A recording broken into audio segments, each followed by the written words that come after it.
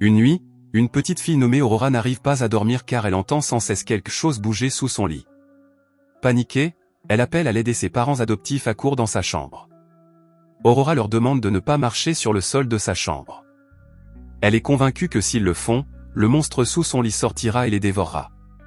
Sa mère adoptive regarde sous le lit et ne trouve rien, mais Aurora tremble de peur et continue d'insister pour qu'il s'éloigne. Finalement, ses parents sortent de la chambre et éteignent les lumières, pensant qu'il s'agit simplement d'un autre cauchemar.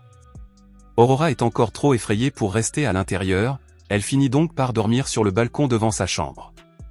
Alors qu'elle est assise là, elle voit une étoile filante. Elle fait un vœu désespéré, elle souhaite trouver quelqu'un d'assez fort pour l'aider à combattre ce qui se cache sous son lit. Peu après, une luciole s'approche, puis s'envole vers un homme qui marche à proximité. Aurora le reconnaît immédiatement. C'est Mads, le voisin de l'appartement d'à côté. Le lendemain, Aurora observe discrètement Mads lorsqu'il rentre chez lui. Cette nuit-là, elle le suit de loin. Quand elle arrive au centre-ville, les rues sont bondées car la fête du Nouvel An lunaire bat son plein. Pour éviter d'être remarquée, Aurora prend un masque qu'elle trouve dans les poubelles et le met. De là, elle grimpe et suit Mads depuis les hauteurs, le surveillant tandis qu'il se ferait un chemin dans la foule. De là où elle se trouve, Aurora voit Mads se diriger vers une ruelle étroite où il est abordé par quelque chose qui ressemble à un dragon. Là, Mads se bat férocement tandis que des feux d'artifice explosent autour d'eux. Aurora est complètement hypnotisée, convaincue qu'elle le voit combattre un dragon pendant le festival. Mais la vérité est bien plus dangereuse. Mads ne combat pas du tout une créature mythologique. Il élimine des assassins déguisés en danseurs de la danse du dragon. Plus tard, Mads retourne dans son appartement et nettoie soigneusement chaque goutte de sang, s'assurant que personne ne puisse jamais le relier à ce qui s'est passé. Et pendant tout ce temps, il savait déjà qu'Aurora le suivait. La nuit suivante, alors qu'Aurora est sur le point de s'endormir, elle entend à nouveau des bruits sous son lit. Sous la couverture, elle écoute ses parents adoptifs entrer dans la pièce. Puis, soudain, ils sont attaqués par quelque chose qui surgit d'en bas. Aurora est paralysée, incapable de bouger, contrainte d'écouter leurs cris tandis que le monstre frappe. Le matin, Aurora se réveille et utilise une petite statue d'hippopotame pour se déplacer sans toucher le sol. Elle va vérifier la chambre de ses parents et la trouve complètement détruite. C'est tout ce qu'il faut à Aurora pour croire que le monstre les a vraiment dévorés. Cette nuit-là, Aurora est terrifiée à l'idée de descendre.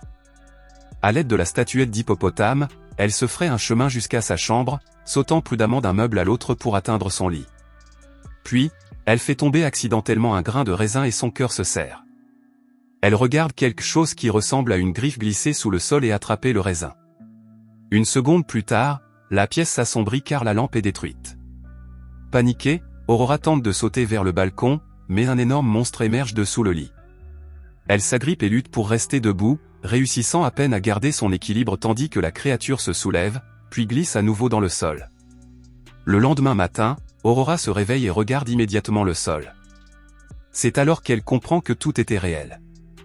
Désespérée, Aurora se déguise en collectrice de dons pour l'église. Elle vole de l'argent dans les offrandes et retourne en courant à l'appartement. Plus tard dans la journée, alors que Mads vérifie sa boîte aux lettres, il trouve une lettre écrite par Aurora. Dans cette lettre, elle explique qu'elle veut l'engager pour tuer le monstre qui vit sous son lit et joint également de l'argent en guise de paiement. Aurora rend ensuite visite à Mads en personne et lui demande son aide. Au lieu d'accepter immédiatement, Mads lui demande pourquoi elle pense qu'il peut combattre un monstre. Aurora explique qu'elle l'a vu vaincre un dragon lors des célébrations du Nouvel An lunaire. Mads lui dit que les monstres n'existent pas, mais Aurora refuse d'abandonner. Lorsque Mads lui demande si elle a déjà raconté à ses parents ce qu'elle a vu, Aurora révèle que ses parents adoptifs ont disparu. Mads ne la croit pas et lui demande des preuves. Aurora l'emmène dans son appartement et lui montre la chambre de ses parents, qui a été complètement détruite. Mads fait remarquer que si un monstre les avait vraiment tués, il devrait y avoir du sang partout. Aurora insiste sur le fait que le monstre les a avalés tout entiers. Il accepte d'aider Aurora, mais lui rend son argent. Il précise qu'il n'a pas besoin d'être payé. Cette nuit-là, Mads va rencontrer une personne nommée Leverne, un membre haut placé de l'organisation de tueurs. Il lui remet les photos des parents adoptifs d'Aurora et lui demande si elle les reconnaît, lui expliquant qu'il s'agissait de voisins qui ont soudainement disparu. Il soupçonne que la vérité est beaucoup plus simple et beaucoup plus sombre. Qu'un tueur à gages le visait, qu'il s'est trompé d'appartement et a tué les mauvaises personnes. Au lieu d'être soulagé, Leverne se sent mal à l'aise. Une petite fille a vu le visage de Mads et sait ce qu'il fait, ce qui représente une menace sérieuse pour l'organisation. Mads insiste sur le fait qu'il n'y a pas lieu de s'inquiéter, car la petite fille croit qu'il s'agit d'un monstre.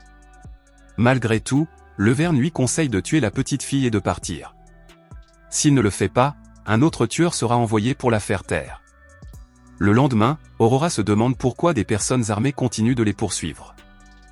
Mads lui explique enfin que ses parents adoptifs n'ont pas été dévorés par un monstre, mais tués par des assassins qui se sont trompés d'appartement. Aurora est confuse et ne comprend pas pourquoi quelqu'un voudrait les tuer. Il lui explique que ce qu'elle a vu pendant les célébrations du Nouvel An lunaire n'était pas du tout un dragon, mais des assassins déguisés en artistes qui essayaient de le tuer pour venger l'un des leurs qu'il avait éliminé auparavant. Soudain, quelqu'un frappe à la porte de l'appartement. Mads ouvre et trouve une femme nommée Brenda, qui dit être des services sociaux et qu'il s'agit d'une visite programmée. Réfléchissant rapidement, Mads prétend être le parent adoptif d'Aurora. Brenda fait remarquer qu'Aurora en est déjà à sa 3e famille d'accueil, ce qui prend clairement Mads au dépourvu. Il écarte la question et demande à Brenda de revenir plus tard dans la soirée, prétextant qu'il est occupé. Avant de partir, Brenda confirme qu'elle reviendra dans la soirée. Après son départ, Mads regarde par la fenêtre et voit Brenda monter dans une camionnette suspecte. C'est alors que ses doutes s'intensifient. Il commence à croire qu'elle n'est pas du tout une assistante sociale, mais un agent du FBI infiltré. Mads se tourne alors vers Aurora et l'interroge sur ses anciens parents adoptifs. Si ceux qui ont été dévorés par le monstre étaient ses 3e parents d'accueil, qu'est-il arrivé aux autres? Aurora explique calmement que tous ses parents adoptifs ont été dévorés par le monstre. De retour à l'appartement, Brenda revient. Aurora la fait entrer et la prévient de ne pas marcher sur le sol si elle ne veut pas être dévorée par le monstre. Brenda considère cela comme une blague d'enfant. Mads envoie rapidement Aurora se cacher dans sa chambre, où elle se glisse derrière le lit. Il explique ensuite à Brenda qu'ils sont en grand danger. Aurora croit que tous ses parents adoptifs ont été dévorés par un monstre, mais Mads est convaincu qu'ils ont été tués par quelqu'un. Si c'est vrai, alors le tueur est toujours à la recherche d'Aurora et ne s'arrêtera pas tant qu'il n'aura pas accompli sa tâche. Mads demande à Brenda d'appeler des renforts, certain que les agresseurs frapperont à nouveau cette nuit-là. À travers la fenêtre, ils aperçoivent un groupe de personnes debout devant l'appartement. Mads est sûr qu'il s'agit des assassins qui attendent le bon moment. Brenda contacte immédiatement son équipe à l'extérieur, révélant enfin la vérité. Elle n'est pas du tout assistante sociale, mais agent du FBI, et ordonne au renfort d'entrer en action. Mads explique qu'il soupçonne de plus en plus Aurora d'avoir été témoin de l'enlèvement de ses parents biologiques. Cela expliquerait pourquoi les tueurs continuent de la traquer. Peu après, quelqu'un frappe à nouveau à la porte. Mads ouvre et trouve Leverne. Elle le presse de partir immédiatement, l'avertissant que l'organisation a envoyé 6 tueurs pour les éliminer, lui et Aurora. Mads lui dit de ne pas s'inquiéter, l'assurant qu'il a déjà un plan. Elle dit à Mads d'arrêter de s'inquiéter pour la petite fille, insistant sur le fait qu'Aurora a vu son visage et celui de Mads et qu'elle est destinée à mourir de toute façon. Elle l'exhorte à se sauver tant qu'il est encore temps, mais Mads refuse d'abandonner Aurora. Furieuse et frustrée, Leverne finit par se retourner et partir. À l'intérieur de l'appartement, Brenda révèle enfin qu'elle est un agent du FBI enquêtant sur la disparition des parents adoptifs d'Aurora. Mads feint d'être surpris et demande pourquoi le FBI est impliqué dans l'affaire Aurora. Brenda admet qu'elle n'a pas encore de réponse claire. Le seul indice concret provient de la maison des premiers parents adoptifs d'Aurora. Une bouteille de vernis à ongles trouvée à côté du lit d'Aurora. Mads n'y prête pas attention, plaisantant sur le fait que le monstre l'a peut-être recraché. À ce moment précis, ils entendent un bruit provenant de la chambre d'Aurora. Mads va vérifier, inquiet qu'un tueur se soit introduit à l'intérieur. Aurora panique et tente de l'avertir de ne pas marcher sur le sol. Mais Mads l'ignore et lui dit de se cacher derrière le lit et de rester là. Soudain, un coup de feu retentit derrière la porte et Brenda est touchée. Mads s'empare de l'arme de Brenda et riposte tout en la traînant dans la salle de bain pour la mettre à l'abri. Dehors, 2 agents du FBI arrivent et ouvrent le feu sur les tueurs, les forçant à entrer dans l'appartement. Dans la salle de bain, on s'aperçoit que Brenda porte un gilet pare-balles. Elle reprend conscience et demande à récupérer son arme. Mads jette un œil sous la porte et c'est là qu'il l'entend. Un mouvement sous le sol. À ce moment-là, le doute se transforme en peur. Le monstre dont parlait Aurora pourrait être réel. Puis le monstre apparaît devant les tueurs.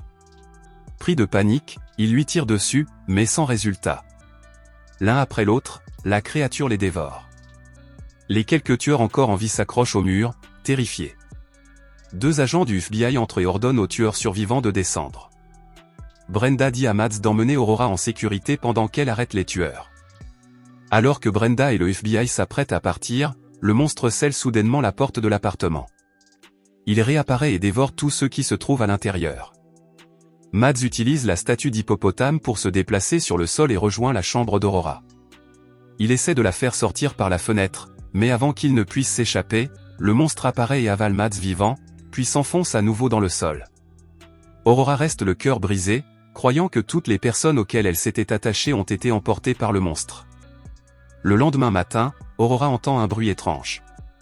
À sa grande surprise, Mads est toujours en vie.